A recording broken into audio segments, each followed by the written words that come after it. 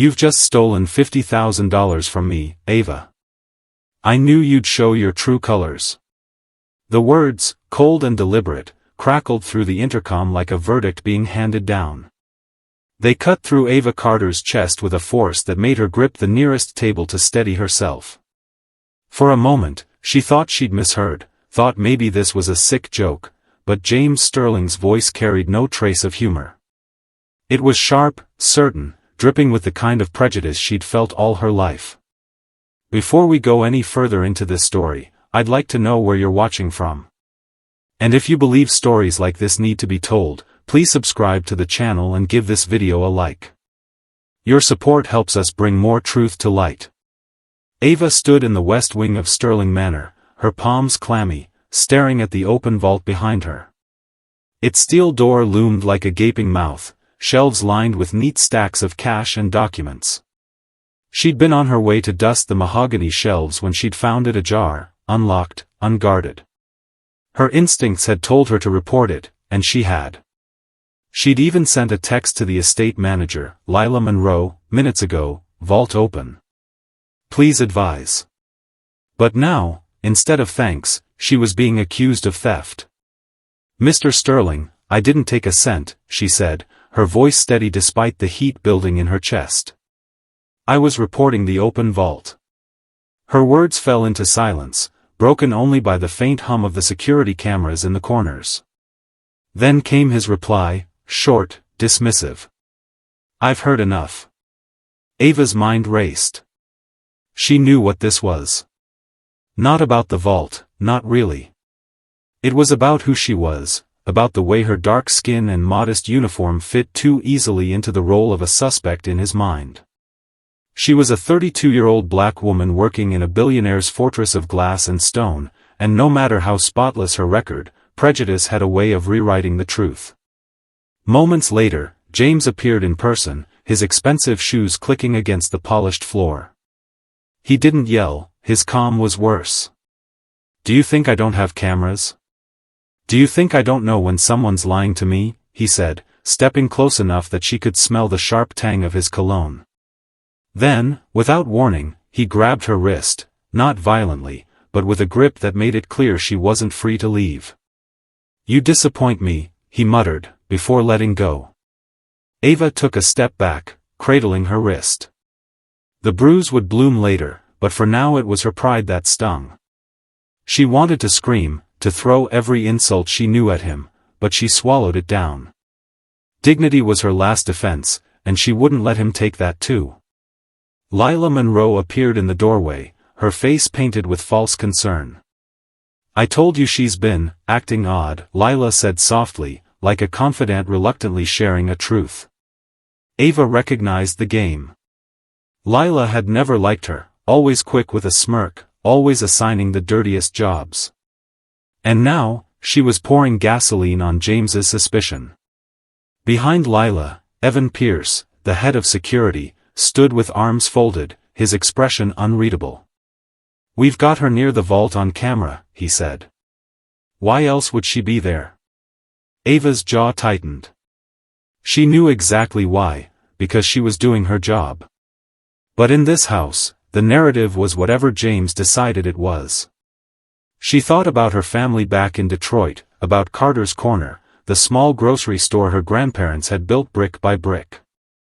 The store had been her lifeline, her anchor, until the debt started piling up. Now, $65,000 stood between it and foreclosure. She'd taken the job at Sterling Manor to help save it, working double shifts, scrimping every penny.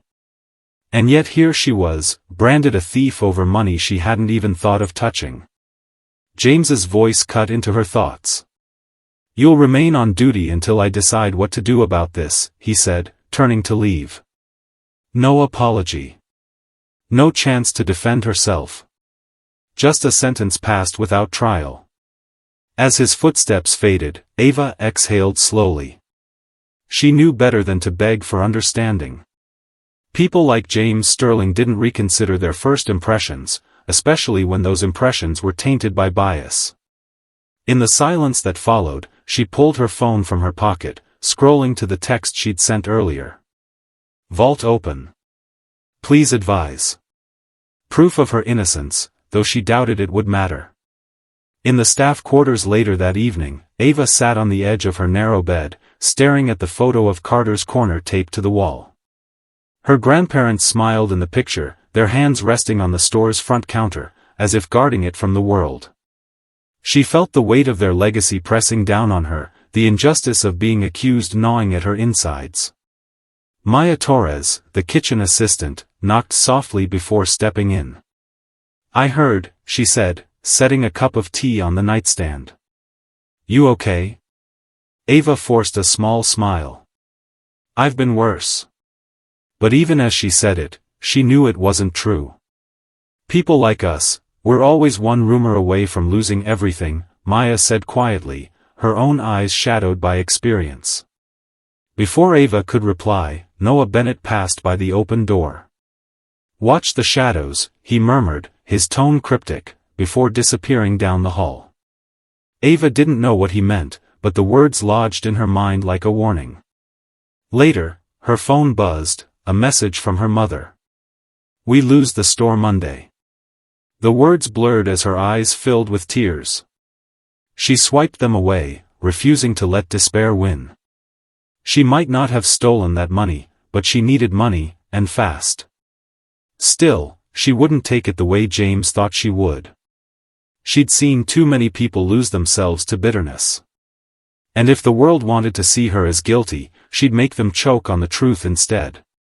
What Ava didn't know was that even as she sat there, James was in the surveillance room, replaying the footage. Lila hovered behind him, whispering about patterns of behavior, while Evan selectively zoomed in on moments that looked incriminating. But then James saw it, Ava pulling out her phone, her thumbs moving quickly. He leaned forward, reading the message on the screen. "Vault open. Please advise." The certainty in his mind wavered, if only for a second. Her hesitation. Her lack of greed. The way she'd stood her ground. Doubt crept in, unwelcome but undeniable. He didn't tell Lila. He didn't admit to himself that he might be wrong. And he certainly didn't tell Ava that the $50,000 had been moved earlier that day by his accountant for a legitimate transaction. Pride was a heavy thing, and James Sterling carried his like armor. But as he shut off the footage, Ava's calm voice echoed in his head, "I didn't take a cent." That night, for reasons he couldn't quite explain, he found it harder to sleep. James Sterling sat in the glow of the surveillance monitors, his fingers steepled, eyes locked on the grainy footage that he'd already replayed more times than he cared to admit. The scene looped over and over, Ava Carter stepping into the West Wing, glancing at the vault, pulling out her phone, then walking away. No pocketing of cash, no fumbling with the shelves, nothing suspicious except for the fact that she'd been there at all. And yet, he'd convinced himself earlier that it was enough. Lila Monroe's voice echoed in his head, dripping with quiet poison, "She's been pushing her luck, James. You need to put her in her place." Evan Pierce's measured tone had reinforced it, "She's smart enough to hide it, but I've seen her lingering around restricted areas before." Now, with the frame paused on Ava's phone screen and the clear text, "Vault open. Please advise," it, staring back at him, something inside James shifted, almost imperceptibly. Pride urged him to dismiss it, to double down on the story he'd already started writing in his head. But a small, stubborn part of him couldn't ignore what was right in front of him. If she was guilty, why send the message at all? Down in the staff quarters, Ava sat in silence, her wrist throbbing from his earlier grip. The ache was nothing compared to the heaviness in her chest. Years of hard work and discipline, the countless times she'd bitten her tongue to avoid conflict, all of it felt meaningless in the face of his suspicion. She had grown up understanding the unspoken rules: walk carefully, speak respectfully, never give anyone a reason to question your integrity. But in the blink of an eye, James Sterling had looked at her and decided she was exactly the kind of person who would steal from him. The hurt was sharp, but it was the familiarity of it that made it unbearable. This wasn't the first time she'd been judged before being heard. Maya Torres slipped quietly into her room again that evening, her presence soft but steady. She set down another cup of tea, steam curling into the dim light. "You're awfully calm for someone being accused of grand theft," Maya said, trying to keep her voice light. Ava smiled faintly, but her eyes didn't warm.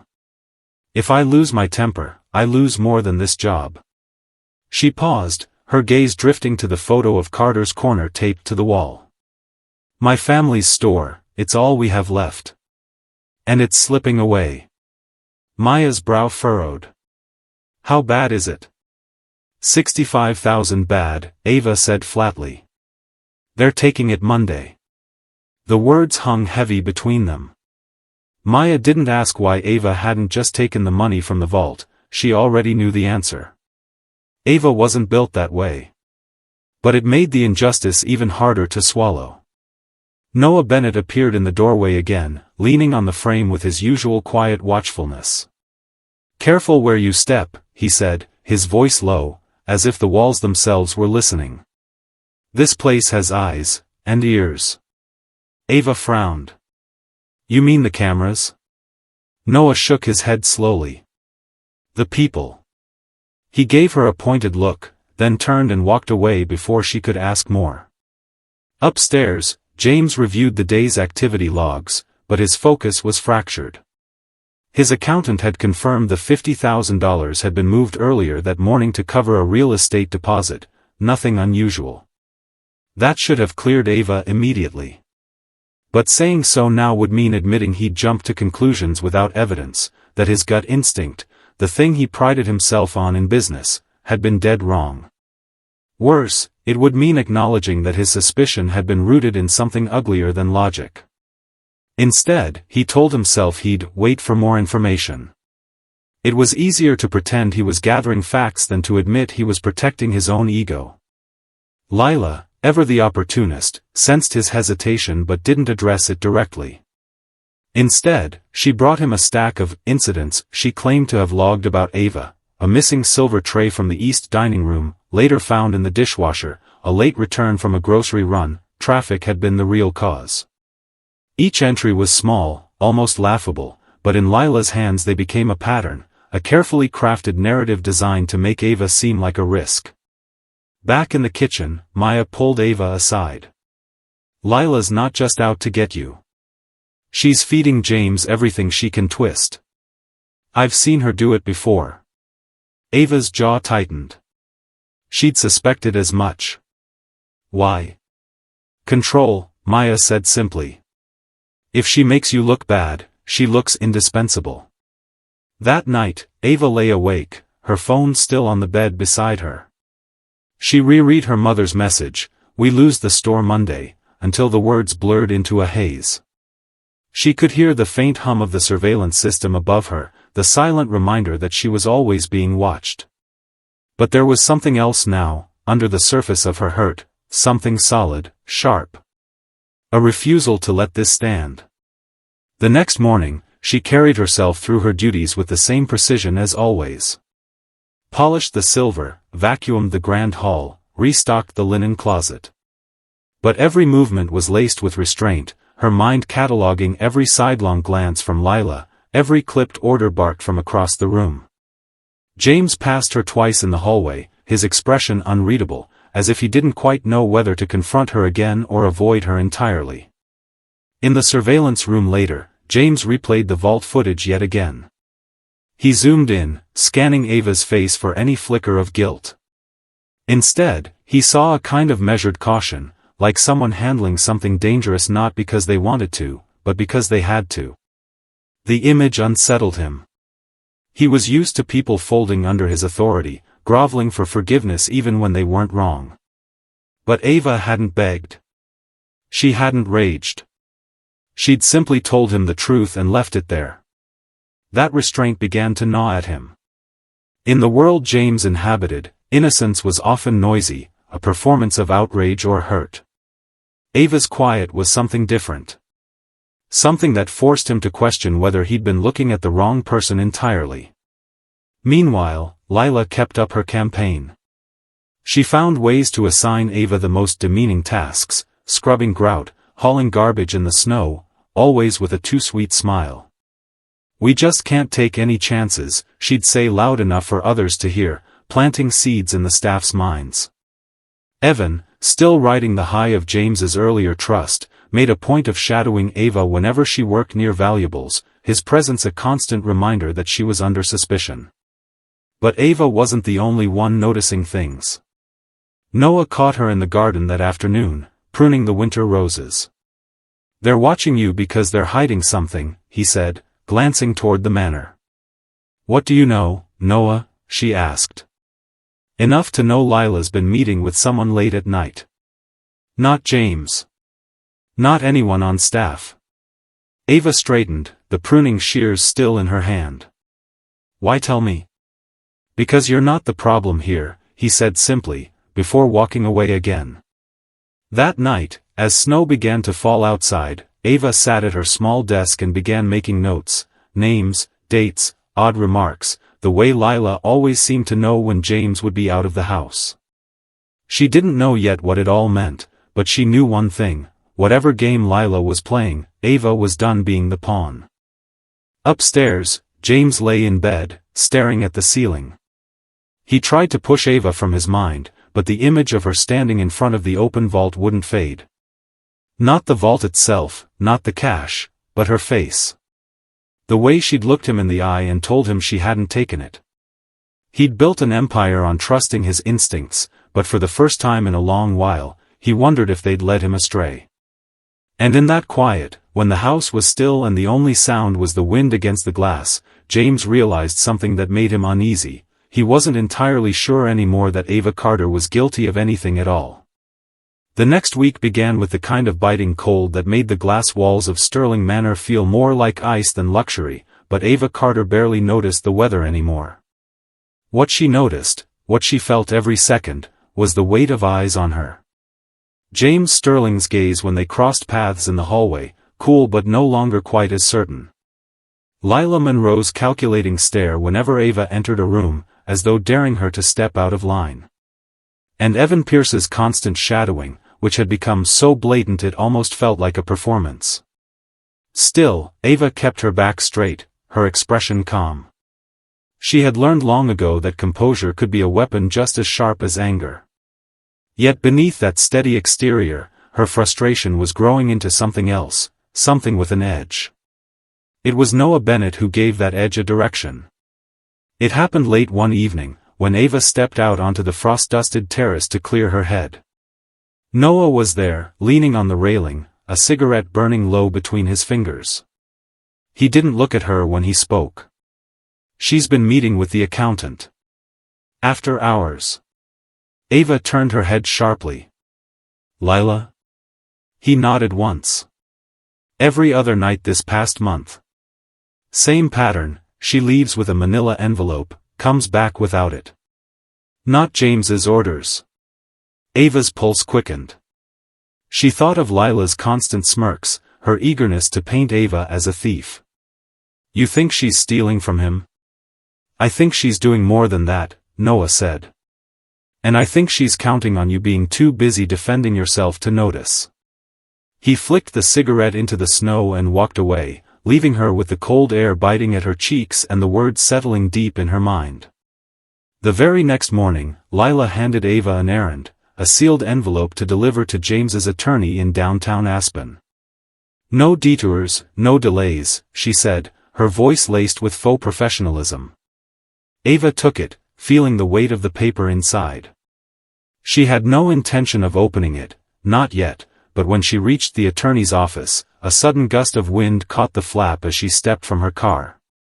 Instinctively, she grabbed it, and in that split second, her eyes caught the bold letters at the top of the first page, Asset Transfer Authorization.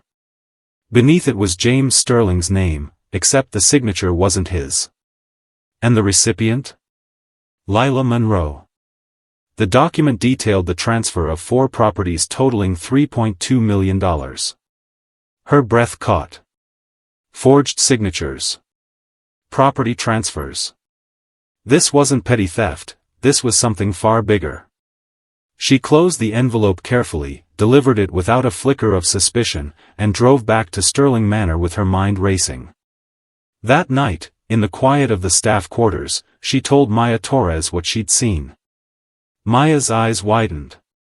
If that's real, she's setting him up to lose millions.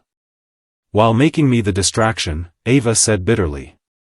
She accuses me, keeps the heat off herself, and walks away with more than I could ever imagine. Maya bit her lip. What are you going to do? Find proof, Ava said, her voice low but steady. Something no one can deny. The opportunity came faster than she expected. 2 days later, Lila left her office in a hurry, muttering something about a call she needed to take. Ava slipped inside.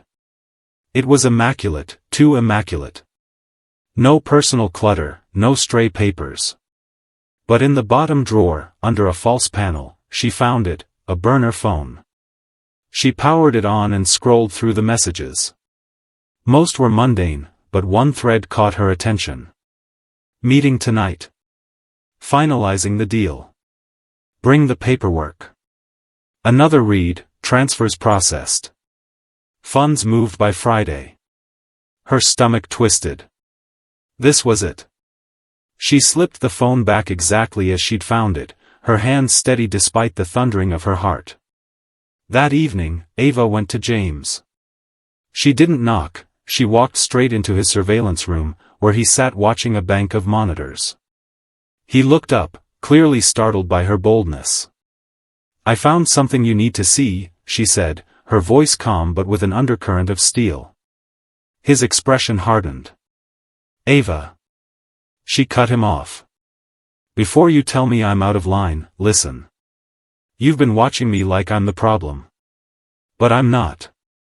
Lila is meeting with your accountant after hours. She has a burner phone full of messages about transferring millions. And I just delivered paperwork with your forged signature. James stared at her, the flicker of disbelief quickly chased by something else, something more dangerous. Forged signature? She nodded. $3.2 million worth of property. For a moment, silence stretched between them. Then he swiveled his chair toward the monitors, fingers flying over the controls. Within seconds, footage filled the main screen, Lila in his office late at night, rifling through his desk drawers, pulling out documents. James leaned back, his jaw tightening. Why didn't you take the money from the vault, Ava? The question hit her like a slap, not because she hadn't expected it, but because it revealed exactly where his mind still lingered. She met his gaze head-on. Because I'm not who you think I am. I never was. Her words landed heavy in the air, and for the first time, James didn't have an immediate reply. She left him there, knowing she'd planted a truth he couldn't unsee. That night, she, Noah, and Maya met in the cramped staff break room, papers and notes spread across the table. Noah had managed to get a copy of the asset transfer documents from the county office, proving they were set to be executed within days. Maya had discreetly photographed the burner phone messages. Together, the three of them began building a case. Every piece of evidence painted the same picture. Lila Monroe wasn't just manipulative, she was orchestrating a long-term, high-stakes fraud. And all the while, she'd been using Ava as a smokescreen, ensuring James's attention stayed locked on the wrong suspect. By midnight, Ava sat back in her chair, exhaustion tugging at her but resolve holding her upright. When this comes out, she said quietly, it's not just about saving myself. It's about making sure no one in this house ever gets away with doing this to someone else again. Noah gave a short nod. Then we hit her with everything at once. And in that moment, Ava realized something. This wasn't just about clearing her name anymore. It was about shifting the balance of power in a place where people like her had always been kept at the bottom. Lila had made the mistake of thinking Ava would break under pressure. Instead, she'd done the opposite. She'd sharpened. She'd prepared. And now, she was ready to strike. The next evening, the air inside Sterling Manor felt thick, charged with an energy Ava Carter could almost taste. She, Noah Bennett, and Maya Torres had spent the last 2 days refining their plan, gathering every shred of evidence, photographs of the forged transfer documents, screenshots of the burner phone messages, timestamps of Lila Monroe's late-night meetings with the accountant, and the security footage of her rummaging through James Sterling's desk. Now it was time to put it all in front of the man who had once accused Ava of stealing $50,000 without a second thought. James summoned them to the parlor, the one room in the house that felt like a stage, high ceilings, ornate moldings, the faint hum of the fireplace. Ava walked in first, her steps deliberate, her chin lifted just enough to convey the quiet confidence she'd earned. Lila was already there, standing near the mantel with a calm so practiced it almost looked real. Evan Pierce loomed by the doorway, his arms crossed, his face impassive. James sat in the high-backed leather chair at the center of the room, the position of power unmistakable. "We're here because some serious accusations have been made," he began, his voice controlled but sharp. "Ava believes you've been orchestrating a fraud, Lila. I want the truth tonight." Lila let out a short, humorless laugh. "Really? You're going to take her word over mine? After everything I've done to protect this house?" Her eyes cut toward Ava with venom. "She's been trying to undermine me since the day she got here." Ava didn't flinch. She set a folder on the coffee table and opened it slowly, letting the contents speak first. "These are county records showing an asset transfer of 4 properties totaling $3.2 million, signed under your name, James, but not in your handwriting. The recipient? Lila Monroe." She slid another set of documents forward. "These are text messages from a burner phone we found in Lila's office. Messages that confirm she's been meeting with your accountant to finalize the deal and move the funds by Friday." James's eyes narrowed, but before he could speak, Evan shifted uncomfortably. "There's more," Ava continued, clicking a remote she'd brought from the surveillance room. The television on the far wall lit up, showing clear footage of Lila inside James's office at 11:43 p.m., rifling through his desk and pocketing a set of keys. "That's a lie." Lila snapped, her composure cracking just enough to show the fear underneath. "This is fabricated. She's framing me." James's gaze shifted to Evan. "Is the footage real?" Evan hesitated, too long. Finally, he exhaled, his shoulders sagging. "It's real. Anne. I should admit something. I exaggerated Ava's actions near the vault. Lila told me to keep the focus on her, said it would keep things simple. I didn't know the full story, but I played along." The words landed like a stone in the silence. James's jaw tightened, his stare returning to Lila. "So, while I was accusing an innocent woman of stealing $50,000, you were stealing millions from me." Lila's tone turned desperate. "James, listen to me." "No," Ava cut in, her voice steady but burning with controlled anger. "You don't get to twist this anymore. You tested me, James. You left that vault open to see if I'd take the bait. And while you were watching me like a hawk, the real thief was right under your nose. You were too busy doubting people like me to see it." Her words silenced the room. For a moment, the only sound was the faint pop of the fire. James's face was unreadable, but something in his eyes had shifted, something that looked uncomfortably like shame. Finally, he turned to Lila. "You've betrayed me for years. You've stolen from me, manipulated my staff, and nearly cost me everything. Get out." Lila's eyes darted to Evan, to James, to Ava, but there was no lifeline left.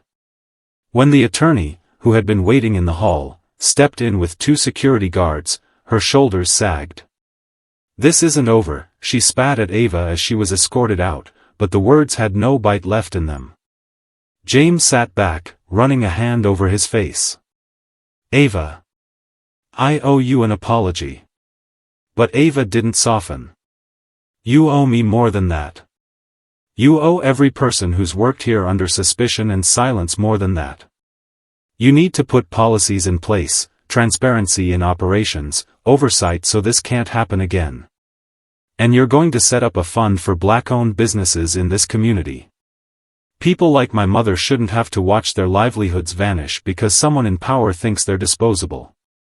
James studied her for a long moment, then nodded. Done. It was a start, but Ava didn't mistake it for trust restored. Trust wasn't something you got back with one nod and a promise, it was something you earned, brick by brick. And for the first time since she'd walked into Sterling Manor, she held the blueprint. Spring came slowly to Aspen, but by the time the last snow melted off the mountains, Sterling Manor was almost unrecognizable, not in its glass and stone shell, but in its spirit. Ava Carter, now the estate director, moved through its halls with the quiet authority of someone who had not just survived a test but rewritten the rules entirely. The staff greeted her with genuine warmth, no longer under the cloud of suspicion that had hung over the West Wing. In the months since Lila Monroe's removal, the changes Ava had demanded had taken root. Cameras no longer doubled as tools of intimidation, every transaction passed through a transparent approval process, and the Sterling Foundation had launched a grant program for black-owned businesses, starting with Carter's Corner. The $65,000 debt that had threatened to bury her family store was gone, wiped clean by a grant Ava accepted on her mother's behalf, with the condition that it was processed like any other, no favors, no strings. On opening day, her mother sent a letter that Ava kept in her desk. You didn't just save the store, you saved our pride. Tonight was the gala, the first major event hosted in the newly transformed Sterling Community Archive. Where once the West Wing had been closed off and shadowed by locked doors, now its walls were lined with exhibits telling the stories of the workers who had kept the estate running for decades. Old photographs, oral histories, artifacts from the kitchen, gardens, and workshops, each displayed with dignity. At the center of the main hall stood a bronze plaque Ava had commissioned herself. To those who served in silence, your stories are our strength. James Sterling stood at the podium, a man visibly changed from the one who had accused her months earlier. He wore humility like an unfamiliar suit, still a bit stiff, but genuine enough. This house, he began, his voice carrying through the hall, was once silent in the ways that mattered most. Ava Carter gave it a voice. She reminded me that leadership is not about control, it's about trust. And trust is not given, it's earned. His eyes met hers for a brief moment, not in dominance but in acknowledgement. When the applause settled, Ava stepped up to unveil the plaque. She didn't make a long speech, she didn't need to. This is for every hand that built this place, every voice that went unheard, every life that mattered even when the world looked away. Her voice was steady, but she could feel the weight of the moment pressing in. She thought of her grandparents, of the photo on her bedroom wall in Detroit, of the long nights wondering if she'd ever be more than the accusations thrown at her. Tonight, she was standing in proof that she was. Across the room, she noticed Noah Bennett lingering near the back, a rare smile on his face. Maya Torres was by the buffet, already charming a group of donors. Even Evan Pierce was there, not forgiven entirely, but changed, quieter, perhaps understanding the cost of loyalty to the wrong person. Later in the evening, as the crowd thinned and the music softened, a small envelope was handed to Ava by one of the ushers. There was no name on it, just a neatly folded check inside, an anonymous donation for the community archive. The amount was significant, but it was the attached note that caught her eye, for the voices I once silenced. Ava read it twice, then tucked it into her pocket. She didn't know if she'd ever see Lila Monroe again, and she didn't care. The donation would be accepted, but the rules were clear, every cent would be used for the purpose stated, under the same transparent system Ava had built. When the last guest left, Ava stepped out onto the balcony. The air was crisp, the stars sharp against the black sky. From here, the manor no longer looked like a fortress, it looked like something alive, open, breathing. She rested her hands on the railing, letting herself take it in. Months ago, she had stood here wondering if she'd survive the week. Now, she stood knowing she had carved a place not just for herself, but for others who would come after her. The sound of footsteps drew her attention. James had joined her, hands in his pockets. For a moment, they simply looked out at the lights of Aspen below. "You were right," he said quietly. "About everything. I can't change the way I judged you that day. But I can change the way I lead from now on." Ava glanced at him, not with bitterness but with clarity. "Change is only worth something if it lasts." He nodded once. "It will." When he left, Ava stayed a while longer. She thought about how her journey had started, with an open vault and an accusation, and how it had ended here, with an open door to a future she had built herself. The indignation that had once burned in her chest had cooled into something stronger, resolve. She knew the fight against bias and injustice wasn't over, not in this house, not in the world. But tonight was proof that even in the coldest places, you could plant something that would grow. And Ava Carter intended to keep planting. Thank you for listening. If this story inspired you, please like, subscribe, and join us for more stories that matter.